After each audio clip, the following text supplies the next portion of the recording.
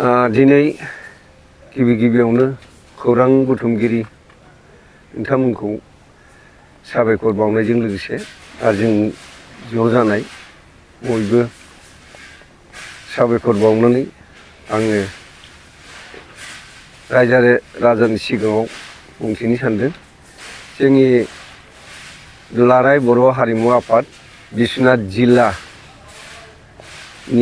5थि जथुम्मानि थाखाय जों दिनै बेखेवनाय जाबाय मावखुलिखौ आरो बेजों लोगोसे गहपुर बर' खौरांगिरि जों मोननैजों ज' जानानै फैगौ 2 आरो 3 फेब्रुवारियाव जोङो खुंनाय जागोन गाजा गोमजायै, जाहाथे बयबो रायजो राजाफ्रा बे आफादाव जगाजग होलायो, बयबो नुजाफैयो आरो बेवहाय जों आलासि हांख्रायहरनो सानदों। जोंनि हारिमु आफादनिफ्राय गाहाय नेहाथारि बिजुल नेलसन दैमारि आरो लोगोसे फोसावदिं नेहाथारि अतुल गयारि बिथांमोनखौ जों हांख्रायहरनाय जागोन। आरो बेजों लोगोसे जोङो बारग' लेङाइ आफादगिरि मानगोनां बे ओनसोलनिनो समाज सिबियारि बिपिन गयारि बिथांखौबो जों आलासि हांख्रायनाय जादों। आरो बेजों लोगोसे जोङो अरुणाचल आरो आसाम बर्डारनि हिसाबै जों अरुणाचलनिफ्रायबो माखासे आलासि लेंहरनाय जागोन। बेनिखायनो बेखौ जों दिनै बे मावखुलिखौ बेखेवनायजों लोगोसे फोसावनाय जाबाय। एसेनोसै। बेयावहाय ओरैनो मा बाहागो लाफानाय जादों? बाहागोआ जोङो हारिमुआव जोङो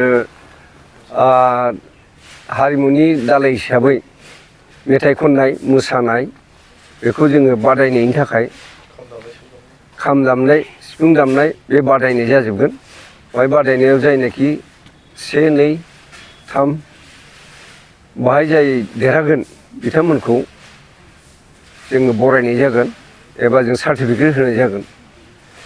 आरो बेजों लोगोसे जोङो जोंनि दा बर्थमान सोलिबाय थानाय जोंनि बर'नि गेजेराव सुंद' भिडिअ' सर्ट मुभिं खालायग्रा अनिल बसुमतारी आरो लोगोसे देंखोगिरि मानगोनां प्रेक्टिकेल नार्जारि बिथांमोनखौ जोङो हांख्रायनायनि थाखाय लाहार फाहार खालामनाय जाबाय आरो इतिमध्य बे जाखाजोब्बाय। आरो बेवहाय जोङो बानजाय आफाद महरै जोंहा नै नेहाथारि मनिन्द्र मुसाहारि दङ। आरो ओमफ्राय जों बेहाय हेफाजाब होगोन जोंनि नैबे उदां बर' गेजेर फरायसालिनि फोरोंगिरि बिगियान नार्जारि समाज सिबियारि आरो बेजों लोगोसे 1 नं बिजयपुर गुदि फरायसालिनि गाहाय फोरोंगिरि शंकर बसुमतारी बिथांखौ जोङो लोगोआव लागोन। आरो 1 नं बिजयपुर गामिनि आरो ककिला सेन्टारनि बयबो रायजो राजाफ्रा जोंखौ हेफाजाब होदों। आरो बे हेफाजाब होनायनि थाखाय बिथांमोनखौबो जोङो जोंनि बानजाय आफादनि जानानै जोङो बिथांमोनखौ साबायखर होनाय जाबाय। आरो बे उदां 1 नं बिजयपुर मावरिया क्लाबनि जि गेलेग्रा फोथार, बे गेलेग्रा फोथारावनो उदाङै जोङो हारिमुखौ दिन्थिनो थाखाय साननैनि हाबाफारि लानानै बेखौ खुंनो आखायाव लानाय जादों। गासैबो खौरां बुथुमगिरि बिथांमोननिसिम गोजोन हामलायनाय थाग्रोबाय आरो लोगोसे जोंनि दा बेयाव नुजाफैनो हानाय मानगोनां गासैबो बिथांमोनखौ गोजोन हामलायनाय बावग्रोबाय। दिनै गहपुर बड' पर्टेल निउसनि जों लोगोसे बर' हारिमु बिश्वनाथ बर' हारिमु आफादनि मोनसे जथुम्मा बोसोरखिया जथुम्मा लानो नागिरनायाव दिनै बे मावखुलिखौ अपेनिं खालामनाय जाबाय। दा गाबोननिफ्राय जि मावनांगौ खामानि बेफोरखौ मावजेननाय जासिगोन।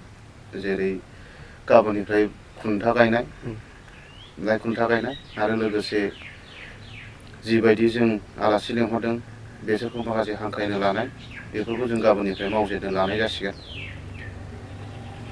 दा गासैबो जोंनि खाथि खालानिजों लोगोसे जेसेबां जाय बिथांमोनहा गासैनिबो निउसखौ नायनानै मिथिनाय गासैखौबो बिथांमोनखौ जोंनि बे हारिमुजों लोगोसे पर्टेल निउसनि जथुम्मायाव बोसोरनि जथुम्मायाव नुजाथिफैनानै हेफाजाब होगोन होननानै आं गासैखौबो हांख्रायनाय थाग्रोबाय। बेयावहाय मा मा बाहागो लाफानाय जादों? बेयाव जोङो ओरैनो प्रग्रामाव साननैनि थाखाय लादों। फेब्रुवारि 2 आरो 3, 2023नि 2 थारिख खालि जोङो फेशन श'बो लानाय जादों। बे फेशन श'आव जाय बिथांमोनहा बाहागो लानो गोसो बाहागो लाफैनो हागोन। बेयाव जोङो बिसोरनो मोनसे सेथि, नैथि, थामथि बान्था होनाय जागोन। बिथांमोननो ब्रैथिसिम होनाय जागोन। बेयाव बिथांमोननो जोङो हारिमुनि आरो लोगोसे पर्टेल निउसनि सार्टिफिकेट होनाय जागोन। आरो लोगोसे बै दिनखालिनो 2 थारिख खालिनो बेलासि समाव हानजा मोसानाय बादायनाय होगोन। दामनाय देनाय खाम, सिफुं, सेरजा, जथा जाय जेसेबां हायो बेनि होनाय जागोन।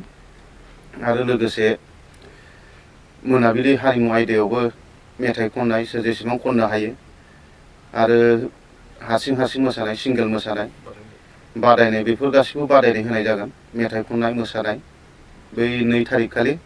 आरो 3 थारिख खालि जोङो गेवलां मेलाव माखासे मोजां आलासि लेंहरदों। बेयाव माखासे गोनां बाथ्राफोरबो खोनागोन। आरो लोगोसे ओइदिनखालिनो पर्टेल निउसनि मोनसे बिसोरबो गावसिनि जाय जेसेबां निउसफोरनि जेसेबां मोजांसिन मावनो हानाय बिसोरबो मोनसे बान्था राननायनि हाबाफारिबो लादों बे दिनखालिनो। आरो लोगोसे हारिमुनि जानानै हारिमुआबो गेवलां मेलाव आलासि लेंहरनायाव माखासे मोजां खोथाफोरखौ सावरायनो लादों। आरो बिदिनो ओइदिनखालिनो बान्थाखौबो राननाय जागोन। आरो मोनाबिलियाव 7 बाजिनाय लोगो लोगो जों हारिमु आयदाखौ बेखेवनाय जागोन। बे हारिमु आयदायाव ओइदिनखालि जोङो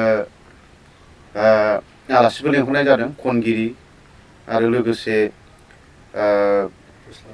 फेस्ला बुंथिगिरि, एक्टर बेफोरबायदि लेंहरनाय जादों। आरो मोजां खनगिरि जोंनिनो आरो नामजादा खनगिरिफोरबो माखासे लेंहरखानाय जादों। बे फेस्ला बुंथिगिरिया गबिन, प्रेक्टिकेल बसुमतारी आरो लोगोसे अनिल बसुमतारी बिसोर सानै। आरो लोगोसे जोंनिनो बेनिनो लकेलनि नामजादा आर्टिस्ट खनगिरि फुंजा मुसाहारि, लोगोसे इसा नार्जारी आरो बिबुं नार्जारी, गोबां बिबुं गयारी बेबायदिनो गोबां लेंहरनाय जादों। आरो दा जोंनि लानाय खिनिया बेखिनियानो लाथ'ना दोननाय जादों आरो दा।